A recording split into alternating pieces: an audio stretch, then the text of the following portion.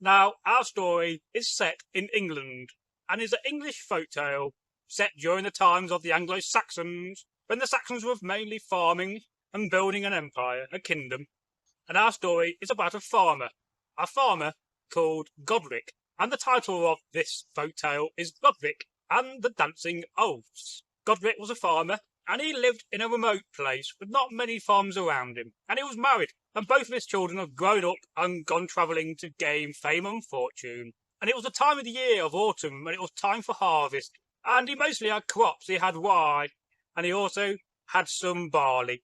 And he was going out in the mornings, and he was cutting down the barley with a scythe, leaving it to dry, and bringing it into an outbuilding, into a barn to dry, so that he could thrash it and bag up the seed and tie up the rye and the wheat to feed his animals, his horses and his cattle. And he's been doing this for some time. He's been siphoning the rye and the barley, and he was making a big pile in his outbuilding. And he'd been working all day, and it got dark, so he went back home to his longhouse and had supper, had dinner, and went to bed. And in the next morning, when he was expecting to go and find this massive pile of barley and rye, well, there was nothing there. It was all gone. And all the seeds were in bags, and all the rye and the barley were, well, they was all tied up into bunches. Well, he didn't know what's happening here. You know, it's very strange. But I thought, probably at first, he went back out into the field and started siphoning down more barley and more rye and collecting another pile. And he spent all day, and he collected in what he's already harvested and made another pile. And he went back home. It was getting dark for his supper, for his tea, which his wife was making for him. And in the morning, after he went to bed, he woke up, expecting to find another large pile of crops ready to be thrashed. It was not there.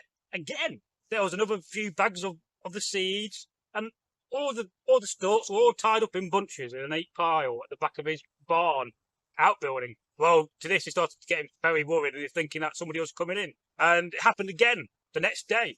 Well, this time he decided that he wasn't going to go to bed, and he was going to stay up, hide in the barn in the outbuilding, to see if he can catch the culprit, catch whoever was thrashing his barley and his rye.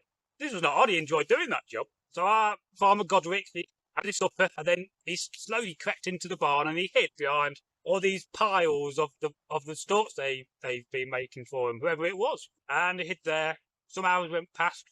Nobody turned up. It was getting dark. It was getting very late. It was getting towards midnight. And he was about to go back home to go to sleep because he was very tired and it was well past his bedtime. But then suddenly he heard some singing from outside.